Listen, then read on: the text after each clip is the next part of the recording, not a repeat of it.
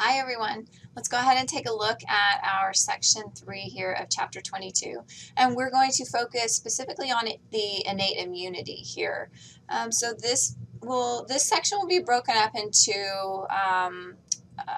a couple or a few different videos where you'll watch some of me lecture and then you'll watch a couple of animations.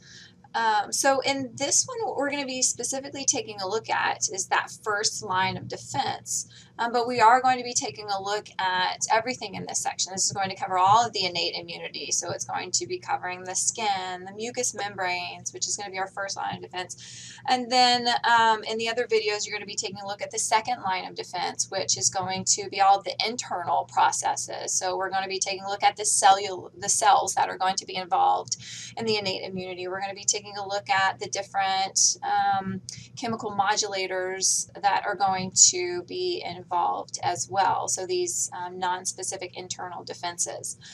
So let's go ahead and take a look at our characteristics of the innate immunity. So this is something we covered in the last video, in the last section, about some of the benefits of the innate immunity. And remember that it's non-specific, meaning that it is going to try and fight off a huge wide range of harmful substances. So it's not specific at all at what it needs to destroy. It's going to do whatever it takes to destroy whatever it is. So its main purpose is to prevent entry of potentially harmful substances. So it's going to do that by using this first line of defense, making sure that it doesn't even cross the barrier, the skin barrier.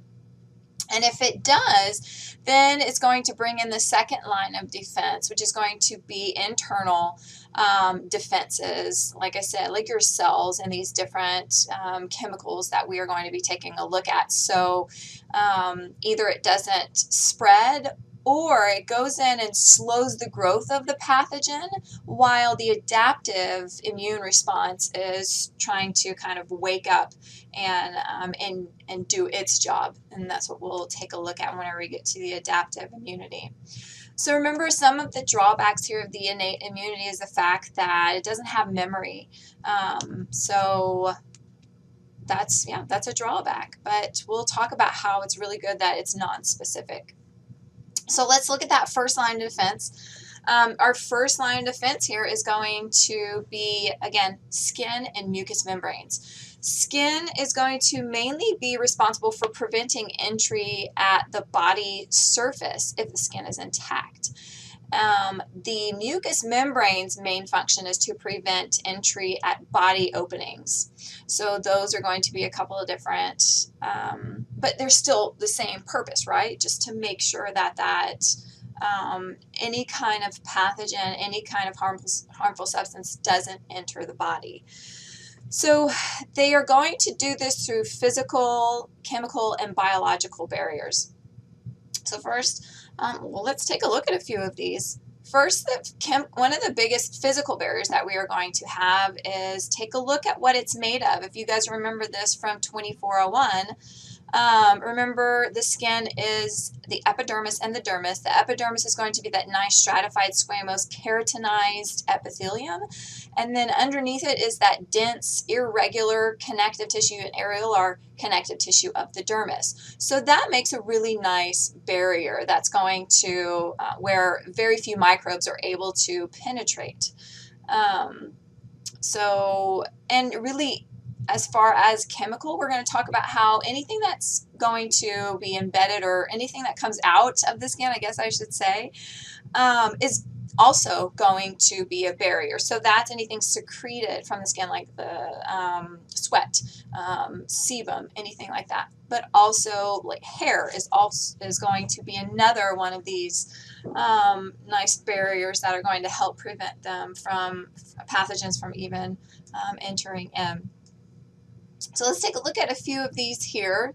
There is a normal flora, like non-pathogenic microorganisms, that's going to cover the entire surface of our skin. And that means that it is kind of these good microorganisms that can fight off bad microorganisms. So we'll talk about this in the next, whenever we talk about mucous membranes here in a second.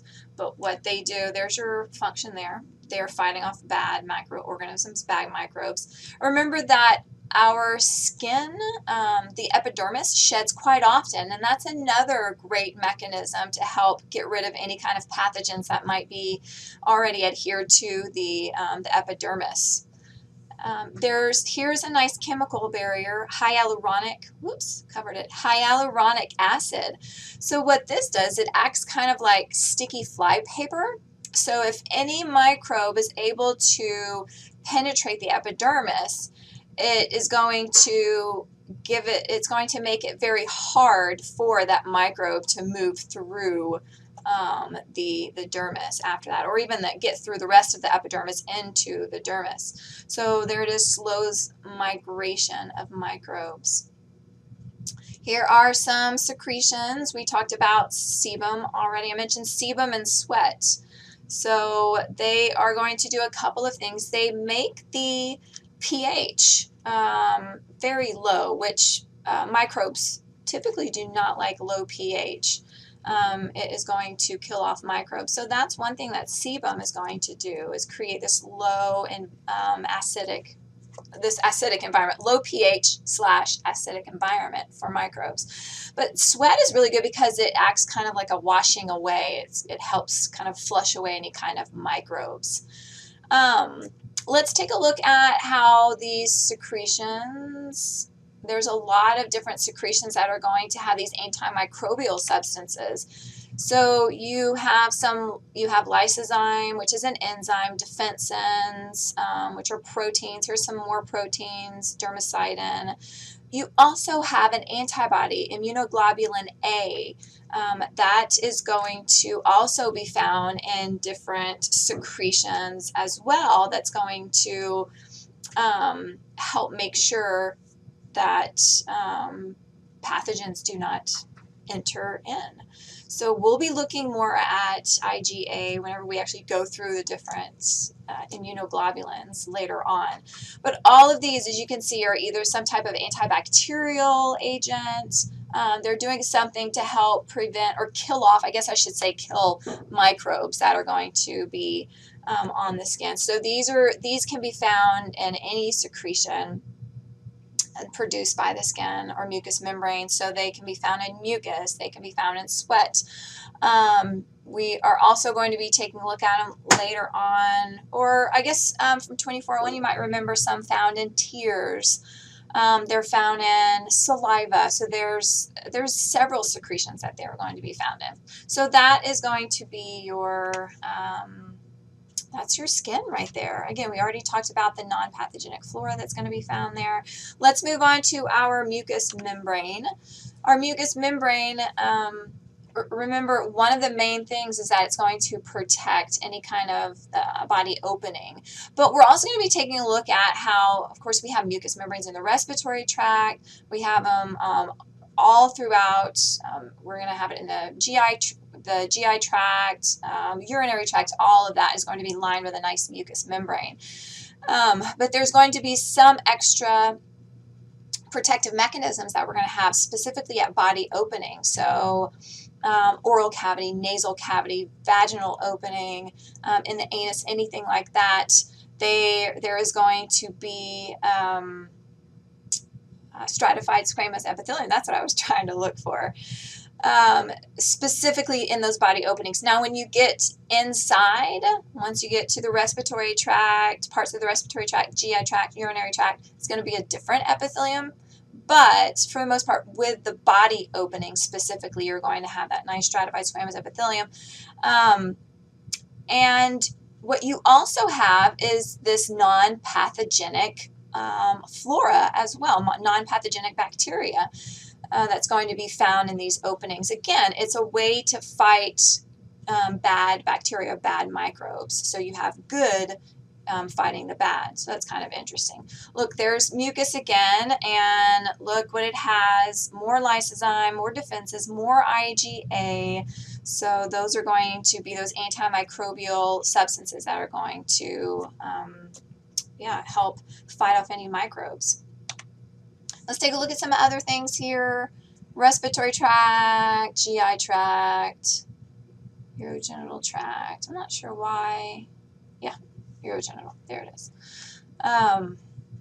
But this is what we'll look at next chapter is the respiratory tract and how there's going to be, remember, anything that's hanging off of or coming out of the skin or the mucous membranes is going to be a nice little protective mechanism. So here's one, cilia. We're going to talk about how that helps kind of sweep mucus that has trapped all of the pathogens and dust and debris. Of course, you have hairs in your nose, you have hairs in your ears, all of these different things that are going to help prevent microbes from getting in. There's gastrointestinal tract. I already talked about saliva, mentioned that. The stomach, the acid in the stomach, hydrochloric acid, is going to also, again, make a very low pH. That's one of the functions of this very low pH is to destroy any bacteria, but we'll talk about, or any toxins or anything like that that you ingest. But we'll talk about how the low pH has other functions as well, but this is a big function here in the immune system. Defecating and vomiting is another way to kind of remove waste out of the GI tract if you think about what is vomit and feces are full of. And also urination is going to help flush out any microbes as well.